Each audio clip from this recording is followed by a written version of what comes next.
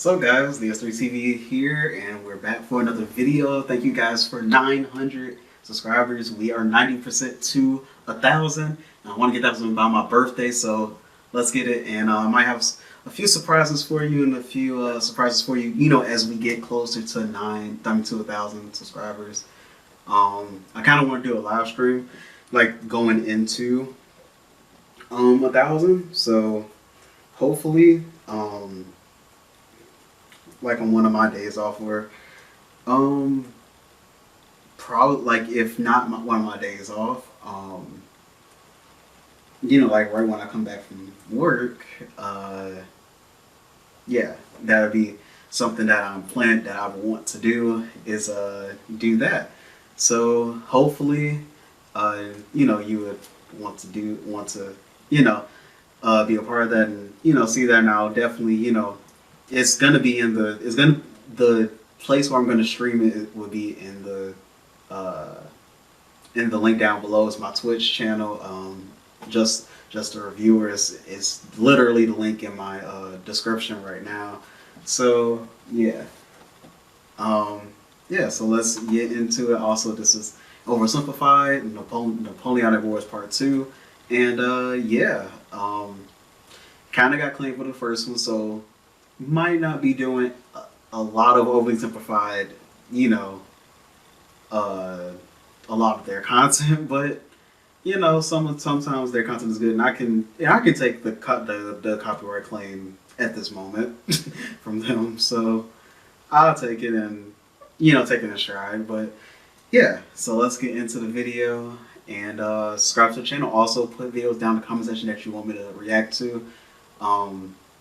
If they're like known to like strike people, though, I probably won't react to it, because I've gone through getting my channel deleted before, and I don't want to go through that again ever. And yeah, so let's get into it and play.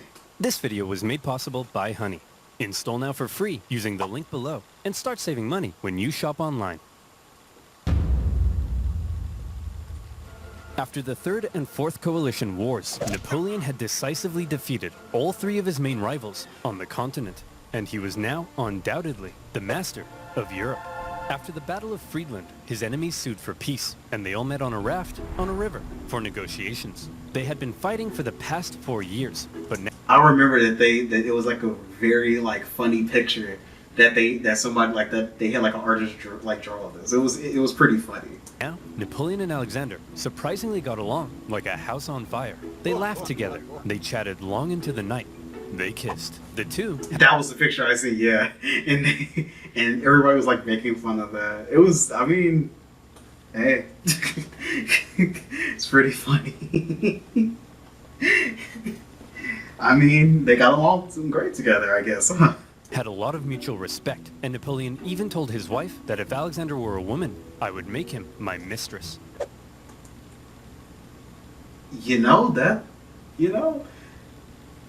Okay. Starting to get a little bit questionable for Napoleon here. Okay. Kind of wondered how much did he actually like women? Maybe not a lot. Who knows? The French are very affectionate, so who knows? Maybe that was just a compliment. The historians are going to say that they were just very good best friends, Maybe they were more. Kind of a weird thing to say to your wife, Napoleon. In the end, they came to an amicable agreement. Russia would lose barely any land, and in return, they'd join France against the UK and invade Sweden. Win-win. On the other hand, Frederick William III was sidelined. I love the anime face. And Prussia lost an enormous amount of territory to French client states. Only the UK remained as the last major threat to Napoleon, and they continued to be a big thorn in his side, constantly funding his enemies and using their powerful navy to wreak havoc on French trade and overseas colonies. But what could Napoleon do? The British were safe across the channel. Well, he said, if I can't fight you with guns, I'll fight you with money. Earlier in 1806, Napoleon had announced the continental system, a total shutoff of the UK from continental trade. No one in Europe was to trade with Britain, and Napoleon hoped that by hitting their economy, he could force them to negotiate. The British economy did take a hit, and they responded in their typical fashion by going to Copenhagen and blowing a bunch of stuff up. But in general, the British managed to stay afloat by simply increasing their trade with other parts of the world. Many neutral countries found themselves stuck between a rock and a hard place as the two European superpowers demanded they cease trade with the enemy. Hey America, you better not trade with the French or else I'll come burn down the White House. What? This is gonna wreck my economy. I need to start saving money. How the heck am I gonna start saving money? Yeah, that's right. You know where this is going. Do you like shop? That was a good segue into an ad. Let's go a little bit past that. Clicks. That's joinhoney.com/oversimplified to start saving money on your online shopping. Now, where were we? Oh yeah, making peace with the Russians, a continental blockade, and blowing up Copenhagen. Sick of being blown up for doing almost nothing, and under significant pressure from Napoleon, the Danish officially sided with France. But Napoleon's blockade had the biggest effect on continental Europe, who were now cut off from a major trading partner, one that controlled the seas and held a rich, growing empire. And a lot of countries didn't fully comply. Portugal, a traditional British ally, refused to take part. No problem. Napoleon sent an army and invaded. But it wasn't just Portugal. Many of Napoleon's allies were also suspect. Your Majesty, it seems that Spain isn't properly enforcing your blockade. Spain? Why not? Well, it appears they've been trying to find a way out of being your ally since they lost their fleet at Trafalgar. What is with these people? It's almost like everyone's only pretending to be my ally because they know otherwise I'd beat them up. Do I? Which is, I mean, hey, that's probably pretty true. Do I even have any real friends? Are you my friend, Pierre? Say yes or I'll slap you. Napoleon had come to mistrust his ally to the south. And in particular, Napoleon thought the Spanish royal family were an See, he has real friends. I mean, come on, he has real friends. incompetent mess. Alright, Carlos, you've got to get it together. How can I trust you when all you do is go hunting? Meanwhile, you let this ambitious nobody who dislikes me run the country. And you seem to be the only person in the universe who doesn't realize he's boinking your wife. And what's worse... Who the heck are you? I'm the king's son. I just overthrew my dad. So, actually, now I'm the king. You people are the biggest cluster of shameless... This is so difficult to talk to people at this point. He's like, I can't do this. narcissistic idiots and all around just the worst people I've ever met. Here, have a Kid's Choice Award. French forces, many having conveniently already entered Spain to invade Portugal, occupied Spanish forts, and Napoleon invited the Spanish royals to France to help mediate their differences. All right, we're here with the royal family of Spain. So, Fernando, you've been accused of plotting against your father and vying for the Spanish throne. What do you have to say for yourself? Well, Napoleon, I just think great. Well, I've got the test Yes. So let's show the test results. results right here. Yeah. Fernando, in the case of the Spanish throne, you are not the king. And Carlos, you are also not the king. This is insane. I'm the king! Actually, Napoleon made his brother the king, but for all intents and purposes, Spain was now his puppet. He expected the Spanish people to be over the moon at the removal of their unpopular royal family. Imagine his surprise when it turned out that people don't really like to be subjugated by a foreign power, least of all one who had previously attacked the Catholic Church. And so the people of Spain revolted. Brutal fighting broke out as bands of armed Spaniards ambushed French troops across the kingdom, and vicious atrocities were committed on both sides. In addition to fighting the regular Spanish and Portuguese forces, the French had to contend with tens of thousands of guerrilla fighters throughout the Spanish countryside. The British even took the opportunity to land an army led by the future Duke of Wellington. And now, British forces were defeating French ones on land. Napoleon briefly went to Spain in person, and he did drive back the Allied armies, but before long, his attention was needed elsewhere. The whole thing became a nightmare for the Emperor. He excelled at traditional warfare, but this was something more akin to Napoleon's Vietnam. The whole conflict would keep hundreds of thousands of French soldiers and resources bogged down for years. Napoleon was never able to break the will of the Spanish people, and this problem weakened his position in Europe. Hey, Francis. Want to go to war with Napoleon again? Oh, I don't know, Britain. He's already whomped me 3 times. I'll give you a bazillion pounds. Well, okay. Seeing that Napoleon was now caught up in Spain, and with some British funding, Austria decided maybe, just maybe, this time, they'd have a chance. So did they? No.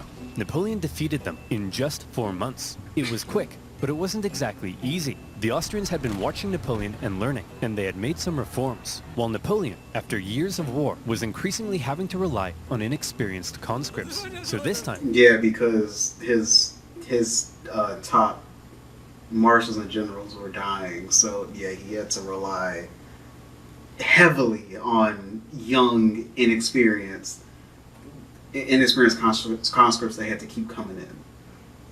The Austrians gave him a run for his money. The Fifth Coalition saw some of the bloodiest battles to date, including Napoleon's first major defeat, and when he did finally defeat the Austrians at the Battle of Wagram, it was a very costly victory.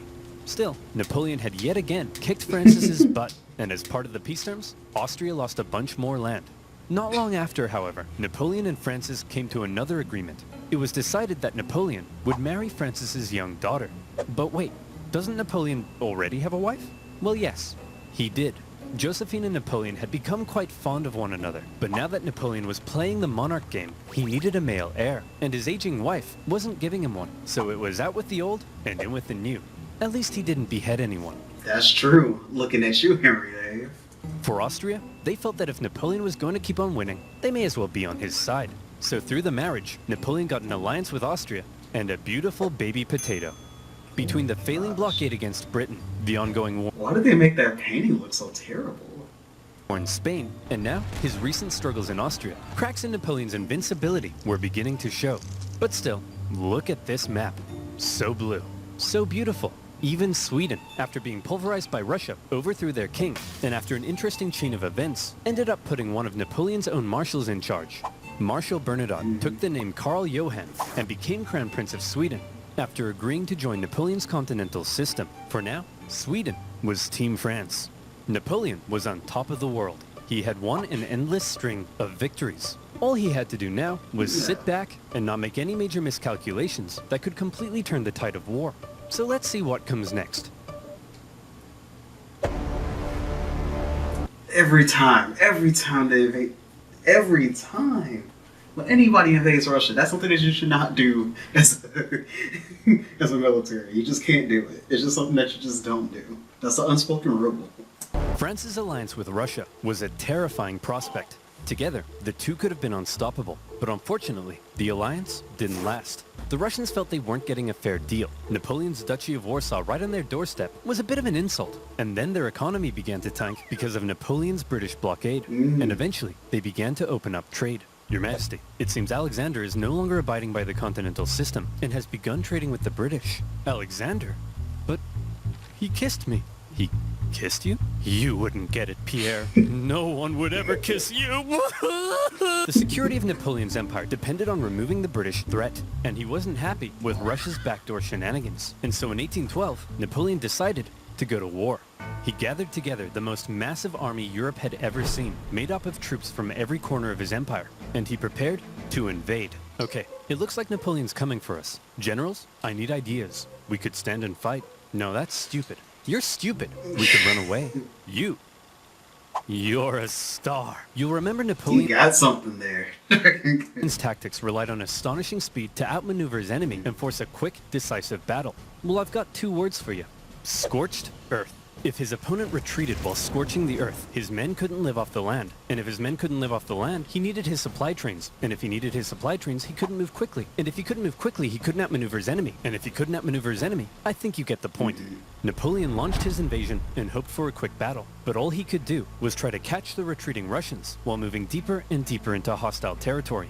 As he went, the horribly hot summer devastated his army. His men died of heat, exhaustion, and disease. Supplies began to run out, and his men began to starve. Many deserted, and still the Russians continued to retreat. Numerous times Napoleon considered turning back, but that little voice in his head kept on telling him, keep going, just a little further.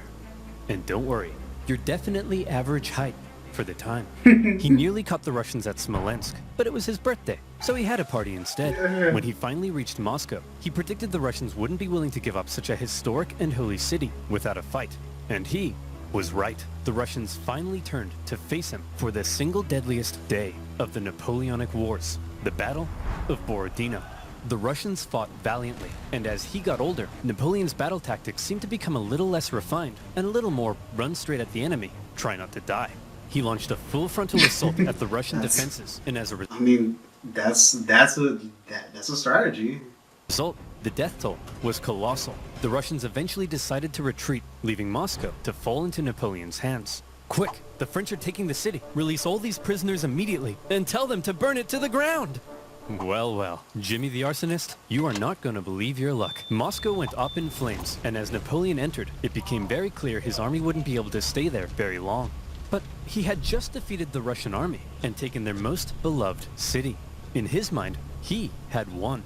So he sent Tsar Alexander in St. Petersburg a letter. Your Imperial Majesty, Napoleon requests your surrender. How shall I respond? You shan't, Dmitri. Ever? Ever. But, Your Majesty, it will be winter soon. The French forces are stuck 500 miles into Russian territory with dwindling supplies. If we don't say anything, well, then they'll all die. Oh! After waiting for a response for about a month, the first snow of winter began to fall, and Napoleon sensed the catastrophe that was about to unfold. He decided their only choice now was to get out. And that's when it happened. It got cold.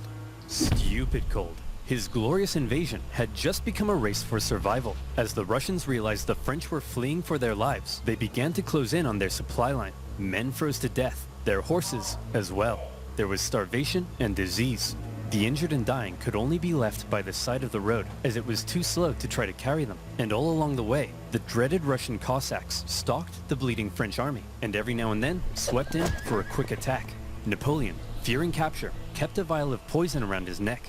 At one point, the Russian armies nearly trapped him against the Berezina River, but a little Napoleon cleverness gave him the old Geoffrey juke, tricking them into thinking he was going south and then escaping across rapidly built pontoon bridges to the north. When the Russians realized where he was and began to close in, the French burned the bridges before everyone could cross. Hundreds drowned, and thousands were captured.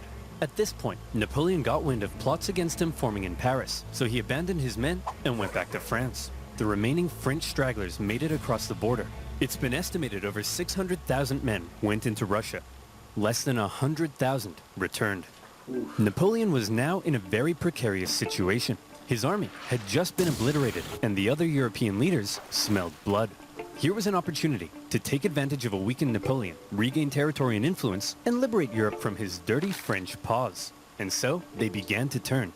Prussia soon broke their alliance and switched sides, while Austria declared neutrality. Even Sweden, led by one of Napoleon's old marshals, joined the Allies, partly due to... But he also always said that, like, even when he got into power, he said he's going to do what's best for Sweden. He never said he was going to do what's best for France or Napoleon. He said he's going to do what's best for Sweden. So he wasn't really even following Napoleon's like rule anyway. Even when he went over to Sweden, I feel like Napoleon just kind of assumed that he was going to follow his rule. To Napoleon's earlier invasion of Swedish Pomerania. The War of the Sixth Coalition had begun. The coalition forces had been reforming their armies, and they were now much better. And the UK had also significantly amped up its financial aid to its continental allies. Their armies quickly advanced through Poland and into Germany.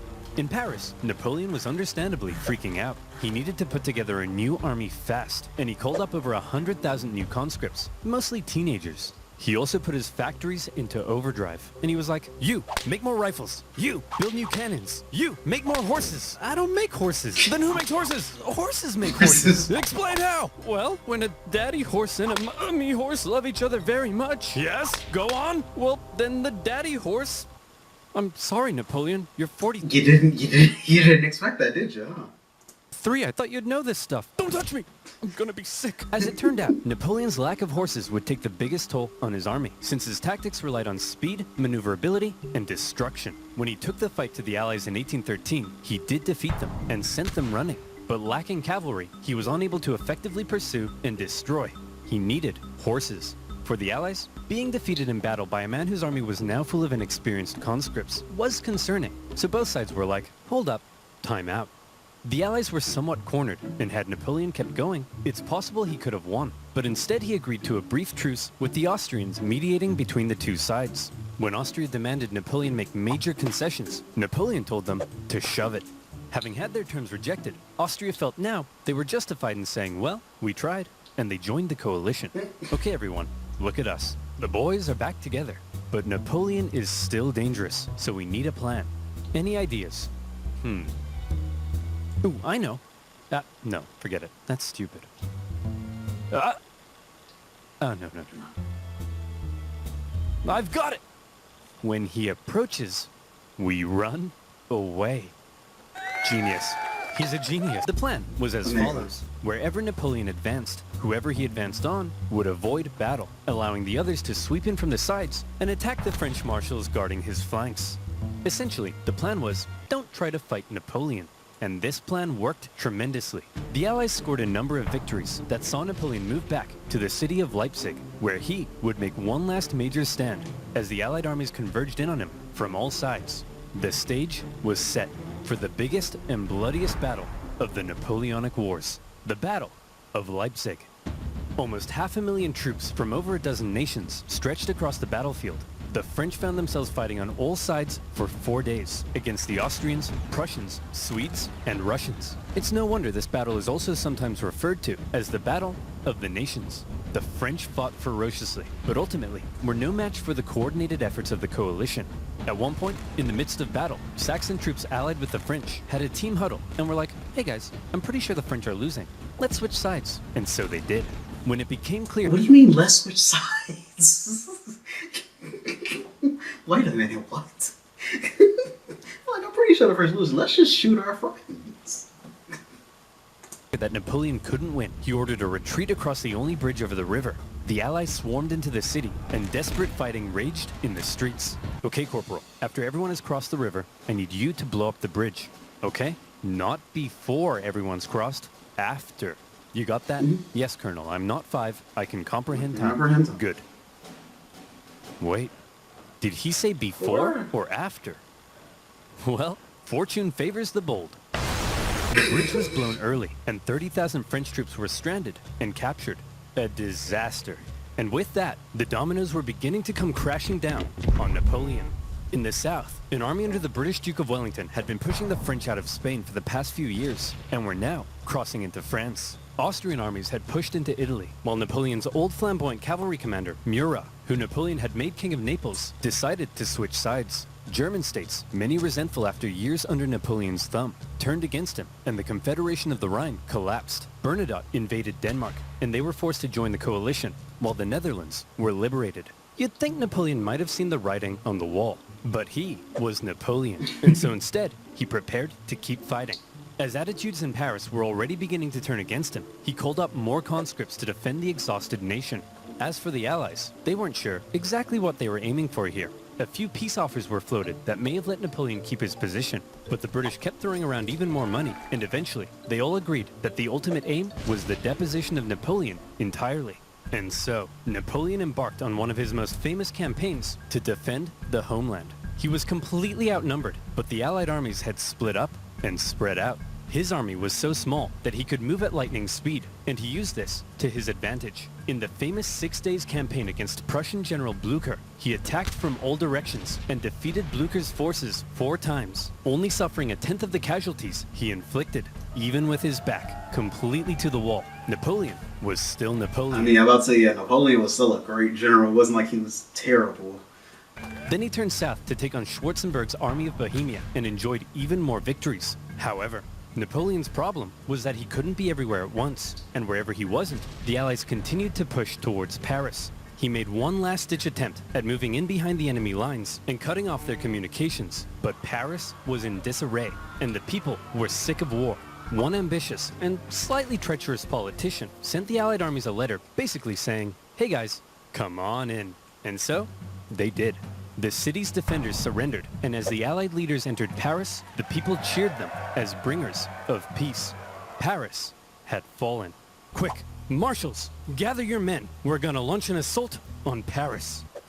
Where are my marshals? They all left and told me to give you this note. Napoleon's marshals had realized what he hadn't. It was over, and they insisted all that was left now, for the good of France, was for him to abdicate. And without the support of his army, Napoleon had no choice. He hoped his son could take his place, but it was decided instead to restore the old Bourbon monarchy. Old King Louis XVI's brother would become the King of France. It was almost like the French Revolution had never even happened. But what will we do with Napoleon? We can't have a hyperactive 44-year-old menace running around reigniting revolutionary ideals and plotting his return. Well, why don't we send him, I don't know, there. The location chosen for Napoleon's exile was the small island of Elba, just off the coast of Italy. Napoleon was to rule over the island, and even got to keep the title Emperor of Elba. The Allies must have been in stitches. I didn't even know that he actually got to keep the title. That's actually pretty funny. When they came up with that. When he learned what his fate was to be, he drank the poison he had been keeping around his neck. But it had gone out of date, so instead of a quick and painless death, he got a painful stummy-wummy instead.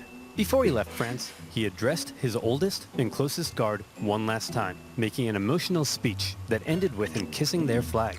And off he went to exile.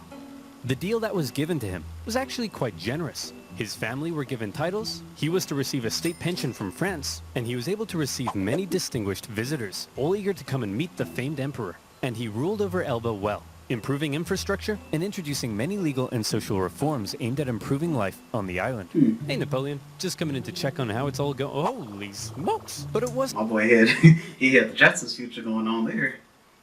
Wasn't all good. For one thing, he learned of the death of his first wife Josephine and was deeply saddened. He was forbidden from seeing his son and current wife, and in Austria, Emperor Francis had ordered a local count to seduce her so she would forget about Napoleon. Then, the new King Louis XVIII refused to give Napoleon his agreed pension. He was under constant threat of assassination, and there were even rumors that the Allies were thinking of relocating him somewhere even more remote. But the biggest problem was that Napoleon was once the master of Europe. He had lived a thrilling life of adventure, fame, and glory. Now, he found himself on a tiny island in the Mediterranean. And it's hard to go from being like leader of basically the whole known world into nothing. That's crazy. And he was bored. Wouldn't it be nice if he could somehow return to France and reclaim his throne? Hey Napoleon, want to go back to France and reclaim your throne? I would, Pierre. But how? Well, I was thinking we could just take this boat. Will that work? Surprisingly, yes. Pierre, remember when I told you no one would ever kiss you? Yes, sire. Well, pucker up, boyo. Yay. When Napoleon left Elba, it wasn't really the daring escape you might think. He basically had kind of a leaving ceremony, hopped on a ship, and sailed back to France. He brought with him an army of about 1,000 men, and he began his journey to Paris. However, in Paris, there was now a new king, and at first, the people largely accepted him because the last few years of war under Napoleon had brought immense death and economic suffering. That's right, the king is back, baby. Divine right to rule. Don't worry, everyone. I know the economy is kaput, but I and my courtiers will withdraw into this palace, and we will definitely work as hard as we can to fix everything.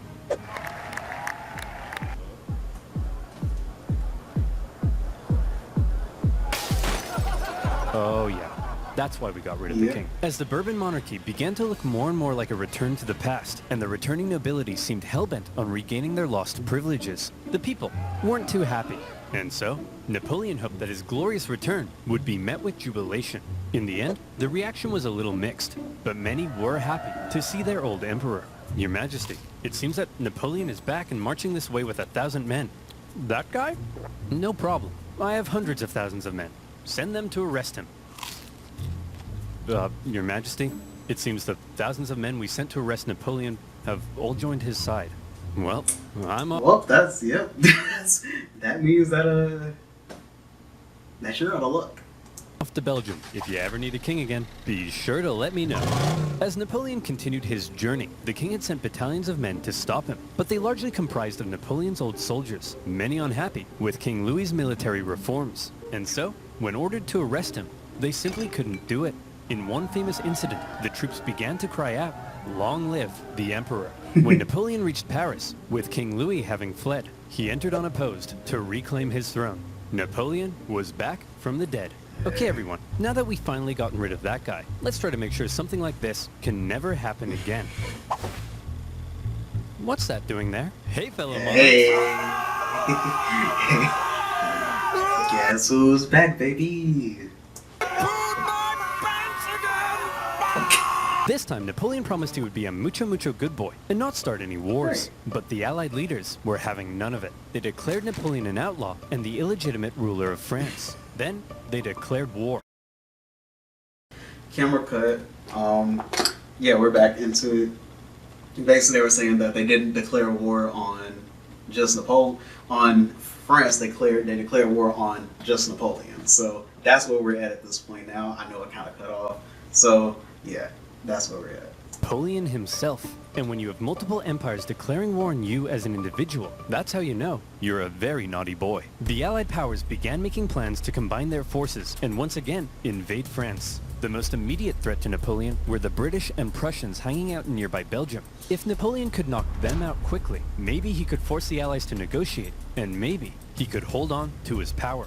Together, the two armies to the north outnumbered him, so he made a plan to divide them and take them on separately. Historians debate how much of a chance Napoleon had here, but this same strategy of dividing and conquering had worked for him multiple times. Yeah, because I was about to say, it's not like it didn't work for him before. He knew how to divide and conquer, so...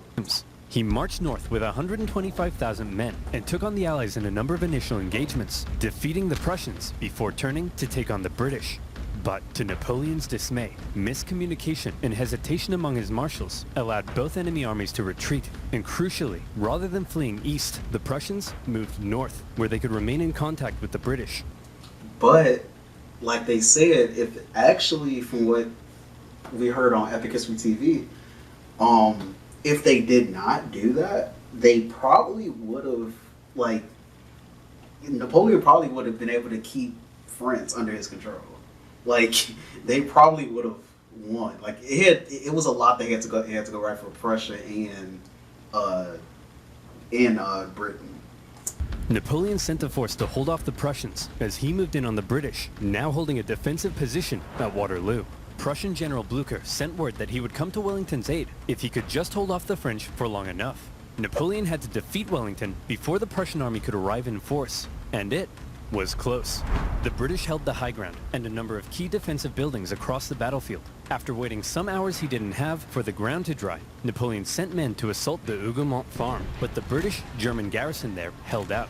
French Marshal Ney launched a number of miscalculated cavalry charges at the British lines. The British formed defensive square formations, and they tore the French cavalry to shreds, while one guy chose the absolute worst time to go on a bender. The French did manage to capture a farmhouse directly in front of the British line, and from there, they unleashed artillery hellfire on the British square formations. And as Napoleon sent his Imperial Guard in to finish the British off, a nervous Wellington knew his lines were at breaking point.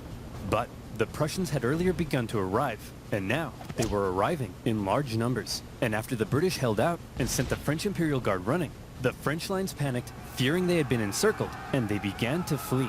The Battle of Waterloo was an Allied victory. And with that, Napoleon's hopes of returning to glory were vanquished. He knew he was defeated. He went to the British and said, "Can I please have a house near London?" And the British replied, Please. no. Instead, to make sure Napoleon was put away once and for all, they sent him to one of the most isolated and remote places they could think of, a tiny island in the Atlantic Ocean, St. Helena. Here, a deeply isolated and depressed Emperor Napoleon would live the remaining years of his life. His house was a wooden bungalow, not exactly on par with the Tuileries Palace. Much to his frustration, his captors referred to him as General, rather than calling him Emperor. Call me Emperor, you sadist. His mail was censored, his visitors were vetted. There was almost no way he could escape such an isolated island. But just to be sure, he was guarded by 2,000 British soldiers and 2 ships that circled the island 24 hours a day. He had once been the most powerful man alive, and images of the victorious Napoleon depict a strong leader, hand firmly in jacket. Depictions of Napoleon on St. Helena show a disheveled old man, hand firmly in pants. He had lost everything. And by the way, he was only 46, so maybe it's about time you know what? You're doing all right, kid. Napoleon fought one last battle while on the island. The battle for his reputation. He spent hours writing his memoirs, espousing his achievements, recording his greatness, and turning himself and his story into a phenomenal legend. And in this battle, he certainly succeeded. His mark on history cannot be denied. After his defeat, the European monarchs had got to work restoring Europe to its traditional balance and reasserting their dominance. But after Napoleon had spread the influence of the French Revolution, these returning monarchs would have a difficult time regaining their absolute control. France returned to the rule of the Bourbons, but it would go on to stage another revolution, and then another one. Reaction to Napoleon's rule in places like Germany and Italy propelled forward the ideas and feelings of modern unity and nationalism, and his Napoleonic Code still remains the basis of law in various modern countries. The modern world owes a lot to Napoleon's legacy. He remains statistically possibly the greatest military general in history, and his revolutionary military tactics changed the face of warfare. He was the last truly great leader to both lead his armies in battle while retaining total political control over a vast empire. There's still hope for Joe Biden, but the man remains somewhat There he is, you know. I mean, hey, we don't know. We don't know what's going to happen in these 4 years. Who knows? of an enigma, and we still aren't sure exactly what to make of him in some regards. Was he the champion of the French Revolution, spreading equality wherever he went, or did he betray it by making himself an absolute monarch and restricting certain liberties? Was he an ambitious and aggressive conqueror, hell-bent on bringing Europe to its knees? Or was he simply defending himself against an aggressive Europe, hell-bent on reducing his power? I mean, in all honesty, I would say both. Like, you can say that he was the victim and that he was the aggressor in certain situations. He came from a place where he was not supposed to be. Of high ranking and high nobility. So I mean, he made the best out of his situation and decided to keep going. And anybody who got in his way, he felt like was just another stepping stone that he had to get over. So I mean, Some things will continue to be debated. Napoleon died at the age of 51, officially of stomach cancer, but some believe he may have been poisoned. The British buried him in a tin coffin, inside a mahogany coffin, inside a lead coffin, inside another mahogany coffin. They really did not want that man to escape. They said, "No, you are not gonna fake your death for. You're not gonna fake your death for us." I guess this time, they wanted to make sure he stayed where they put him. In 1840, his remains were moved to Paris, where they now rest under the dome of Les Invalides. The man from humble origins, with huge ambition, ruthless determination, immaculate skill on the battlefield, and a hefty dose of luck, who was determined to make his mark on history, did just that. There is no immortality, he said, but the memory that is left in the minds of men. And in that sense, Napoleon knew he would live on forever. Oh, and to reiterate, he was definitely average height for the time. Right. He was always average height for the time. Never forget it. Alright, that's it for the video. But yeah, that was a good video. Good ending to it. And yeah, tell me your thoughts about Napoleon in the comment section down below. Because I mean, yeah, he is definitely a controversial character, but definitely I feel like what nobody can say is that he was a bad general. He was a great general, and yeah, he made laws that stood the test of time. His legacy stood the test of time. That's literally what you have to say about him. Like he yeah, he might not. He was definitely a controversial person, but yeah, it stood the test of time, honestly. So yeah, talk to you guys in the next video, and yeah, put in the comments what videos I'm gonna react to, and yeah, talk to you guys in the next video. Peace.